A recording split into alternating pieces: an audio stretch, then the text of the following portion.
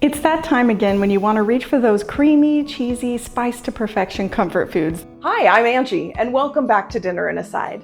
Today we are embracing fall with 5 great recipes. We're settling in nicely to fall here at my house in Oregon. There's a chill in the air, and you get that wonderful smell of fall. Sadly, I'm gonna have to start raking leaves soon, but I'm definitely ready to start cooking some fall comfort food. These recipes are going to help you embrace fall like you've never done it before. We've got the coziest bowl of creamy pumpkin soup, a cheesy butternut squash pasta, my favorite fall pizza, and a pumpkin cream cheese loaf that doubles as breakfast and dessert. Wait, did I miss one? That was only 4. Recipe number 5 is a little surprise. These are Laura's fall obsession. Pumpkin spice lattes are great, and it is the season for them. So you have to try this iced pumpkin cream chai latte. It is definitely next level. And I thought we'd make these first so we'd have something to sip on while we cook. Okay, I'm in. That sounds awesome. How do we make it? This drink is gonna cost you something like $8 at Starbucks. So making it at home is definitely gonna save you some cash. And it only has 6 ingredients. We've got chai concentrate, any milk you like, heavy cream, sugar, pumpkin pie spice, and pumpkin puree. Wait until you see the incredible whipped foam that this makes. It melts right into these lattes and makes them so creamy. So start by filling your glass with ice. I want to fill it all the way to the top. Now fill the glass about halfway with the chai concentrate. And fill the rest up to about an inch from the top with your choice of milk. Here's the fun part. You either need a blender, a hand frother, or something like a magic bullet for this. Pour in the heavy cream, sugar. You can add more or less to suit your tastes, pumpkin pie spice, and pumpkin puree. Blend that all up until it's a little foamy and fluffy. I'm gonna give these just a little stir so they're nice and mixed up before we add the cold foam. So the cold foam recipe makes enough for 2 drinks. So once you have them mixed up, just pour the cold foam right over the top. Sprinkle on a little more pumpkin pie spice, and you've got the perfect fall drink. Delicious. Now I don't have to run out to Starbucks every afternoon to get my fix. I think the perfect fall meal is a comforting bowl of pumpkin soup. It's so creamy even without adding any cream, and it just feels so comforting and cozy. I'm going to start out by sauteing some onions in a little bit of olive oil just until they're translucent. Then add the garlic to the pan and push it around just a little bit, just for about 30 seconds or so to wake it up. All right, that is ready to go. So next we're going to add in the pumpkin puree. This is 100% pure pumpkin, not pumpkin pie filling. Just go ahead and stick that all in there. That mixed up a little. Okay, then we're gonna add the broth. I've got 2 cups of chicken broth. You could also use vegetable broth.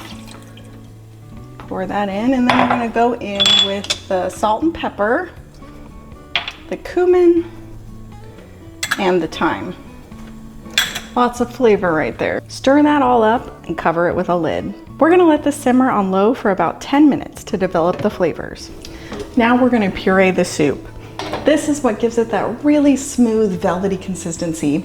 If you like your soup a little bit thicker, you don't have to do this step, but I like mine really smooth. I'm gonna use my immersion blender so that I can blend it right here in the pot. Remove it from the heat and use a stick blender to puree the soup in the pot until it's smooth and creamy. It'll take about 3 minutes. Don't stop early or it won't get quite as silky smooth. I also am going to add a little bit of heavy cream to make it just a little creamier. This is optional. If you like it creamy, go ahead and add that now. Stir that in.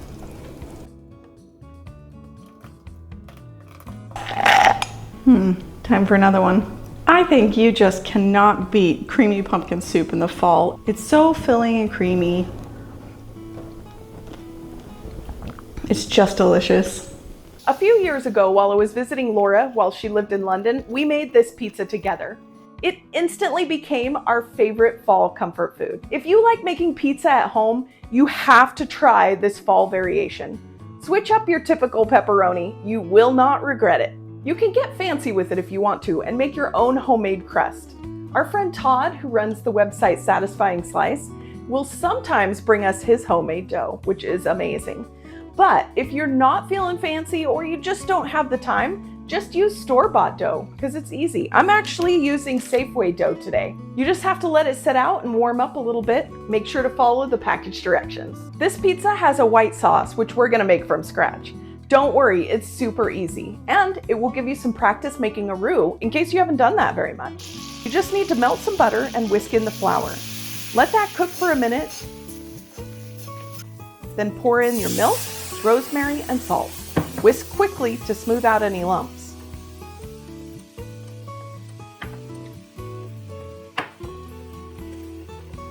Take that off the heat and we're gonna add the Parmesan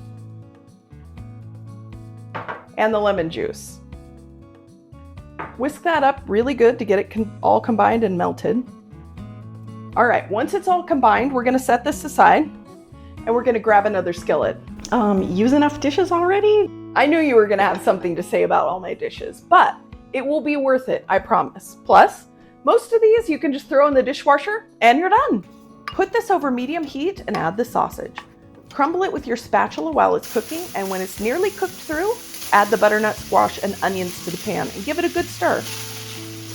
Continue to cook that for about 7 or 8 minutes until the squash is tender. Then you can remove it from the heat. Now it's time to spread out the dough. You want to start with a nice clean workstation. Then we're going to put out some flour just so nothing sticks, because nothing ruins a nice pizza dough faster than a big hole. You want to press it out with your hands slowly and gently. This is looking pretty good.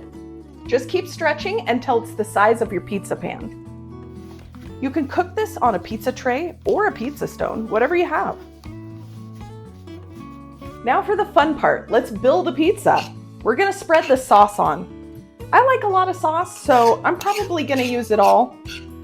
You do you. Then you can scatter the toppings. Spread them out evenly. Then sprinkle on the mozzarella cheese and the rest of the rosemary.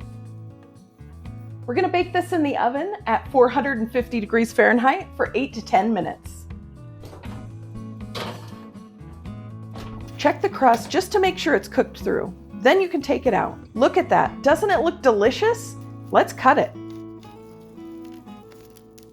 Look, the crust is firm enough to hold up all those toppings.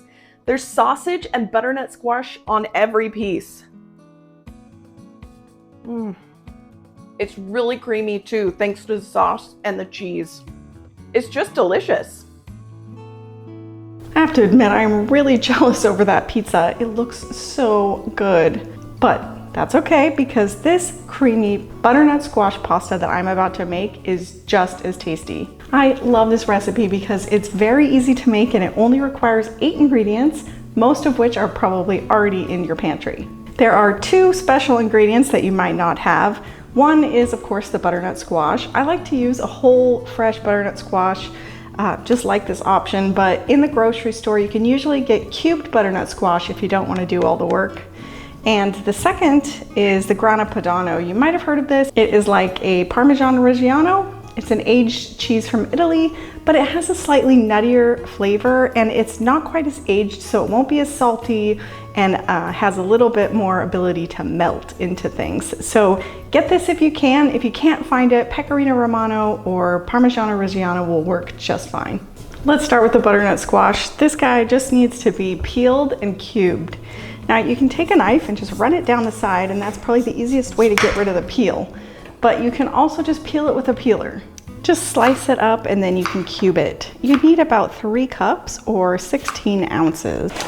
All right, let's get the pasta going and then we'll prep the rest of the ingredients. I've got a pot here with some boiling water, salted of course, and I'm just gonna put in about 8 ounces of rigatoni. Next, I'm gonna crisp up the sage. If you have not been eating crispy sage, you have to start now. It is so good. Sage has a pretty bitter, sharp taste when it's raw, but it transforms into this nutty, crispy gem when it's fried.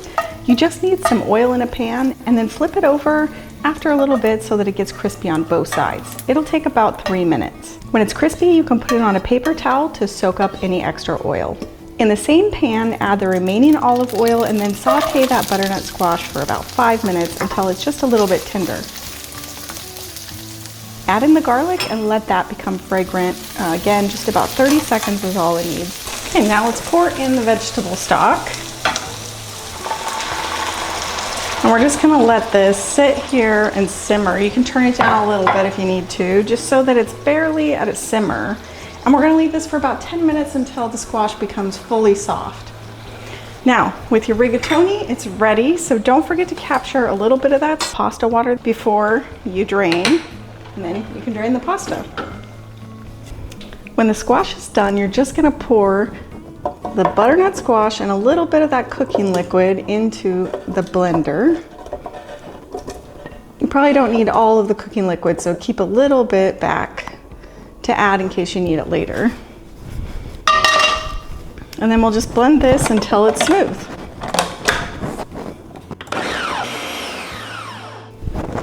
What you're going for here is a really smooth consistency. So give it a check. Yeah, mine is not quite blended all the way, so I'm just gonna add a little bit more cooking liquid and get it until it's really, really smooth. Pour that sauce back into the pan and stir in the grated cheese. It might take a minute. You wanna turn the heat back on to low for the cheese to melt fully. Then you can add the pasta and toss it around to get all of the rigatoni coated. This is where you can also use that pasta water that you saved in case it needs to be smoothed out a little bit, or if it's looking a little too dry, just pour in a little bit of water. All right, it's all mixed up. I'm just gonna give it a little taste. See if it needs a little bit more seasoning. I think it's perfect. That grana padano adds a lot of salt, so generally you're not gonna need too much more, but if you want, just a little sprinkle. Now all that's left is to plate it up. Serve it warm with some extra cheese and crispy sage crumbled on top. This is one of the best fall meals. It's truly satisfying. A creamy pasta, but with all of the delicious flavor of butternut squash. It's a great way to enhance a cozy fall night. Now that we're done with dinner, let's talk about something a little bit sweeter. This is the recipe that you need to keep in your back pocket for any occasion that calls for just a little slice of fall. This is the recipe that you need for a fall brunch, an afternoon tea, and especially Thanksgiving. This bread is next level. It's not your typical pumpkin bread. It has a delicious swirl of cream cheese that makes it look so amazing, but also adds this awesome tang that really complements the pumpkin. First thing we need to do is preheat our oven to 350 degrees Fahrenheit, and then we can grease our loaf pans. Now, this is pretty flexible. You can use these little mini muffin pans, which I'm going to do because I think they're just really cute, or you can use a regular loaf pan. Just keep in mind, it's gonna take longer for that to bake. There are a few components to this bread, so we're gonna start out with the dry ingredients. I've got flour in my bowl, and to that I'm gonna add pumpkin pie spice, baking soda, baking powder, and salt. Then I'm gonna grab my stand mixer. It has the paddle attachment on it so that we can mix up the wet ingredients. How many of you have had your trusty KitchenAid for longer than you can remember? Mine has definitely put in the work. All right, we're all plugged in and ready to go. So we're gonna start with the butter and the sugar. You want softened butter, it just makes it a little bit easier. All right, and we're gonna cream this until it's light and fluffy. Beat those together until they're fluffy. Then we're gonna mix in the vanilla and the egg.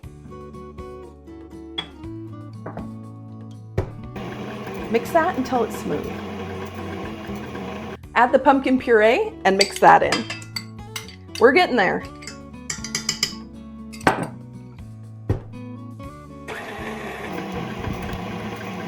Now we're ready to mix in the dry ingredients and the water.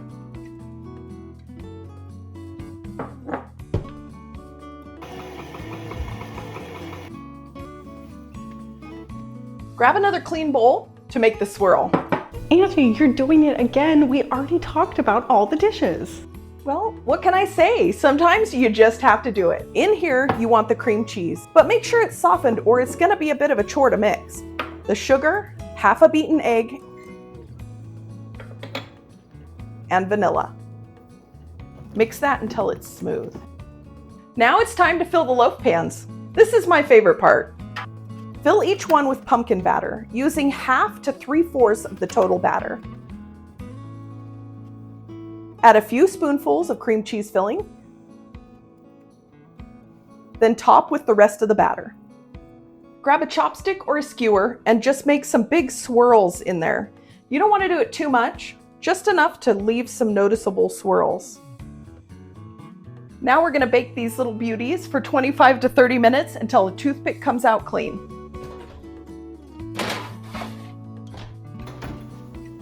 They're done and they smell so good. Now I know it's going to be really hard, but we have to let them cool completely before we take them out of the pan. Well, it's been about an hour and the bread is cooled now, so let's give it a try. What a great fall treat. This bread is so moist and delicious. It's a great treat for bake sales, holiday parties, or even as a housewarming gift or a Christmas gift. I know you're gonna love it. I think we've reached maximum fall vibes with this one. If I eat one more bite, I'm gonna need to hibernate. Thank you for joining us. I hope you get to try all of these great fall recipes. If you do, make sure to tell us what you liked best in the comments down below. We really do love hearing from you. And watch our 25 quick and easy appetizers video before you go.